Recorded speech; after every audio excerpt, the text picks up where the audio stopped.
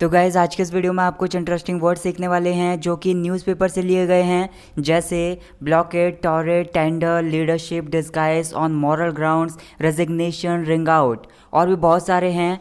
पंजाब में आजकल चल क्या रहा है ये तो आप सभी को पता ही होगा। तो न्यूज़पेपर पढ़ते समय मुझे वहाँ पर कुछ इंटरेस्टिंग सेंटेंसेस देखने के लिए मिले जिनमें कुछ इंटरेस्टिंग वर्ड्स हैं जो कि आज आप इस वीडियो में नए सीखने वाले हैं। तो वीडियो को लास्ट तक देखते रहिए। Stay with me, my name is Nick and let's get going.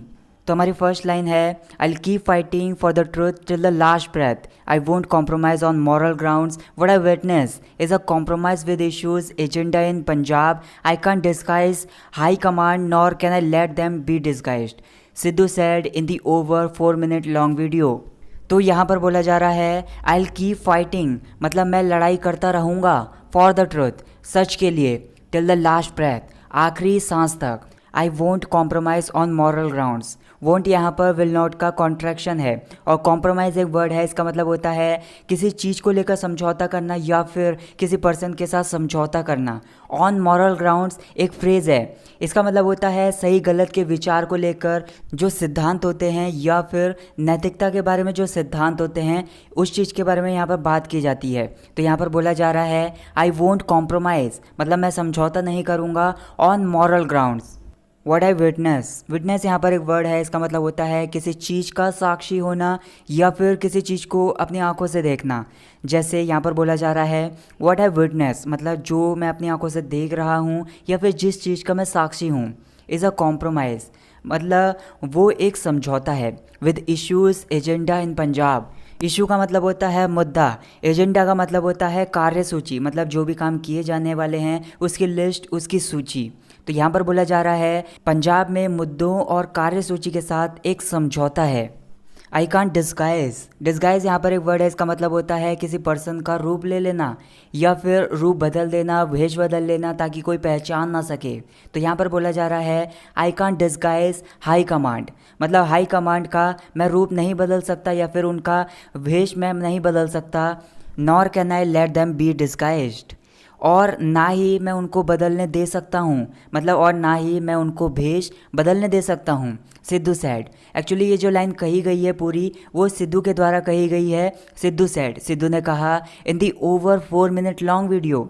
Guys यहाँ पर मैं आपको बता देता हूँ, अगर 4 मिनट की वीडियो होती तो यहाँ पर लिखा होता केवल 4 मिनट लॉन्ग वीडियो, तो 4 मिनट की लंबी वीडियो, लेकिन यहाँ पर लिखा आ रहा है इन the over 4 minute long video, मतलब वो जो वीडियो थी वो 4 मिनट को क्रॉस कर चुकी है। तो इसलिए यहाँ पर बोला जाएगा वो जो वीडियो है वो 4 मिनट से भी अधिक लंबी है।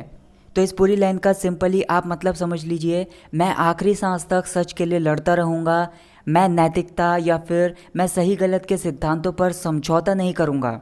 जिस चीज़ का मैं साक्षी हूँ पंजाब में मुद्दा और कार्यसूची के साथ समझौता है, मैं हाई कमांड का रूप नहीं बदल सकता और ना ही उनको भेष बदलने दे सकता हूँ, सिद्धू ने ये 4 मिनट से लंबे वीडियो में कहा। तो अगली लाइन हमारी, his resignation has upset the Congress high command. यहाँ पर एक वर्ड है रेजिग्नेशन, इसका मतलब होता है त्यागपत्र या फिर इस्तीफ़ा, और अपसेट वर्ड को आपने most of the time adjective के रूप में यूज़ किया होगा, लेकिन यहाँ पर एज अ वर्ब यूज़ किया जा रहा है। जब हम इस वर्ड को एज एन एडजेक्टिव यूज़ करते हैं तो इसका मतलब होता है कोई पर्सन है वो चिंतित है या फिर परेशान है, लेकिन जब हम इसे एज अ वर्ब यूज़ करते हैं तो इसका मतलब होता है किसी पर्सन को चिंतित कर देना या फिर परेशान कर देना। तो यहाँ पर जो रेजिग्नेशन या फिर आप बोल सकते हैं जो इस्तीफ़ा के बारे में बात चल रही है वो नवजोत सिंह सिद्धू के इस्तीफ़े के बारे में बात चल रही है। तो यहाँ पर इस लाइन का सिंपली पूरा मतलब होगा उनके इस्तीफ़े ने कांग्रेस के हाई कमांड को चिंतित या फिर परेशान कर दिया है। अगली लाइन हमारी, according to sources Sidhu's resignation hasn't been accepted and the top leadership of Congress hasn't spoken to him yet. तो यहाँ पर बोला जा रहा है अकॉर्डिंग टू सोर्सेज, मतलब सूत्रों के मुताबिक सिद्धूज रेजिग्नेशन, रेजिग्नेशन का मतलब मैंने अभी आपको बताया, इसका मतलब होता है इस्तीफ़ा या फिर त्यागपत्र, मतलब सिद्धू का जो त्यागपत्र है या फिर इस्तीफ़ा है हैजंट बीन एक्सेप्टेड, मतलब वो अभी तक स्वीकार नहीं किया गया है या फिर मंजूर नहीं किया गया है। And the top leadership of Congress, यहाँ पर एक वर्ड है लीडरशिप, इसका मतलब होता है लीडर होने की एक पोजीशन जो सबको लीड करती है, या फिर आप बोल सकते हैं नेतृत्व। लेकिन यहाँ पर नोटिस करने वाली बात यह है कि यहाँ पर लीडर के बारे में बात नहीं चल रही है। यहाँ पर लीडर होने की एक ऐसी पोजीशन के बारे में बात चल रही है जो सबको लीड करती है। तो यहाँ पर बोला जा रहा है the top leadership of Congress, मतलब कांग्रेस की लीडर होने की एक ऊंची position hasn't spoken to him yet, मतलब अभी तक नवजोत सिंह सिद्धू से बात नहीं की है उन्होंने। तो इस पूरी लाइन का सिंपली आप मतलब समझ लीजिए, सूत्रों के मुताबिक सिद्धू का इस्तीफा मंजूर नहीं किया गया है और कांग्रेस के लीडर होने की ऊंची पोजीशन ने अभी तक उनसे बात भी नहीं की है। और next line is a day after Navjot Singh Sidhu tendered his resignation from the post of Punjab Pradesh Congress committee chief. यहाँ पर एक वर्ड है टेंडर। जब हम इसे ट्रांजिटिव वर्ब में यूज़ करते हैं तो इसका मतलब होता है फॉर्मल वे में किसी को किसी चीज़ का प्रस्ताव देना, इन रिटन फॉर्म मतलब लिखे हुए रूप में। तो यहाँ पर बोला जा रहा है अ डे आफ्टर मतलब एक दिन बाद नवजोत सिंह सिद्धू ने टेंडर किया। टेंडर किया मतलब एक रिटन फॉर्म में प्रस्ताव दिया, किस चीज़ का? हिज रेजिग्नेशन मतलब अपने इस्तीफा का, from the post of Punjab Pradesh Congress committee chief मतलब पंजाब प्रदेश कांग्रेस कमेटी के प्रमुख पद से। तो यहाँ पर इस पूरा सिंपली मतलब होगा एक दिन बाद नवजोत सिंह सिद्धू ने पंजाब प्रदेश कांग्रेस कमेटी के प्रमुख पद से इस्तीफा देने का प्रस्ताव किया, मतलब रिटन फॉर्म में इस्तीफा दिया। अगली लाइन है हमारी in the video Sidhu talks about how hill always stand by his principles. यहाँ पर एक फ्रेजल वर्ब है स्टैंड बाय समथिंग। इसका मतलब होता है हमेशा किसी चीज़ के लिए तैयार रहना या फिर हमेशा उसका साथ देना। प्रिंसिपल का मतलब होता है सिद्धांत।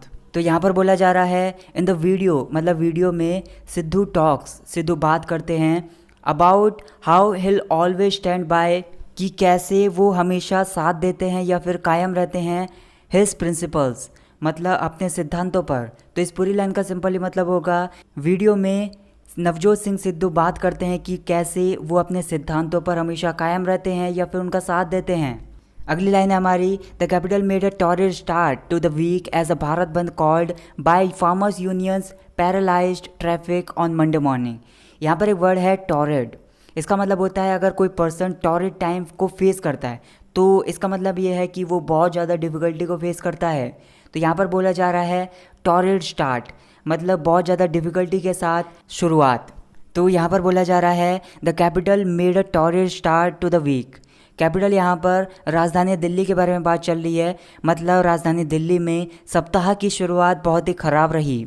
As the Bharat bandh called by farmers unions मतलब किसानों के संघों द्वारा बुलाए गए भारत बंद से। Paralysed traffic on Monday morning. Paralyse का मतलब होता है किसी पर्सन को लकवा मार जाना, मतलब वो हिल डुल ना पाना। ऑन मंडे मॉर्निंग मतलब सोमवार की सुबह को।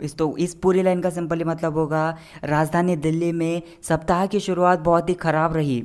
सोमवार की सुबह को किसानों के संघों के द्वारा बुलाए गए भारत बंद से गाड़ियाँ जो थी वहाँ पर वो बहुत सारी एक जगह पर इकट्ठी हो गई थी, उनको निकलने के लिए जगह नहीं मिली, वो इधर उधर हिल भी नहीं पा रही थी। तो पैरालाइज जो वर्ड यूज़ किया जा रहा है यहाँ पर वो इसी सेंस में यूज़ किया जा रहा है कि जो वो सारी गाड़ियाँ थी उनको पैरालाइज हो गया, उनको लकवा मार गया क्योंकि वो हिल डुल नहीं पा रही थी।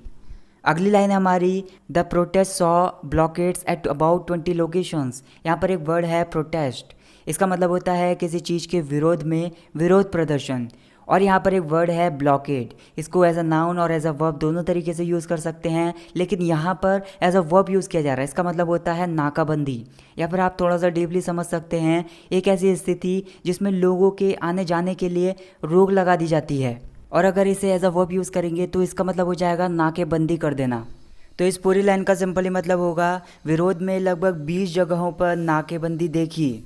अगली लाइन है हमारी men and terrified children scampered to safety as shots rang out. यहाँ पर एक वर्ड है टेरिफाइड। इसका मतलब होता है कोई पर्सन है वो बहुत ज़्यादा डरा हुआ है या फिर भयभीत है। एक वर्ड है स्कैम्पर। इसका मतलब होता है तेज़ी से हड़बड़ाते हुए दौड़ना या फिर इधर उधर भागना। तो यहाँ पर बोला जा रहा है मैन एंड टेरिफाइड चिल्ड्रन मतलब वहाँ पर कुछ आदमी थे और टेरिफाइड चिल्ड्रन मतलब डरे हुए बच्चे थे।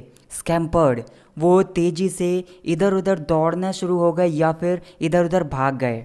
टू सेफ्टी मतलब सुरक्षा के लिए या फिर सलामती के लिए। As shots rang out. Shot यहाँ पर एज अ नाउन यूज़ किया जा रहा है। इसका मतलब होता है बंदूक से गोली चलने की आवाज़। और रैंग आउट एक फ्रेजल वर्ब है, इसका मतलब होता है बहुत ऊंची और साफ आवाज़ आना।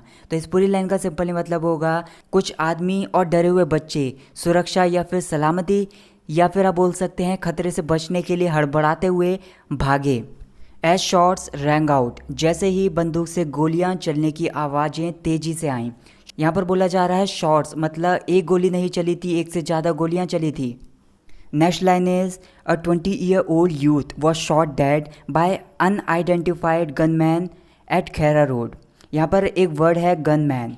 गनमैन का मतलब होता है एक ऐसा person who is armed with a gun, मतलब एक ऐसा पर्सन जिसके पास गन होती है, बंदूक की नोक पर लोगों को लूटने वाला होता है या फिर मारने वाला इंसान है।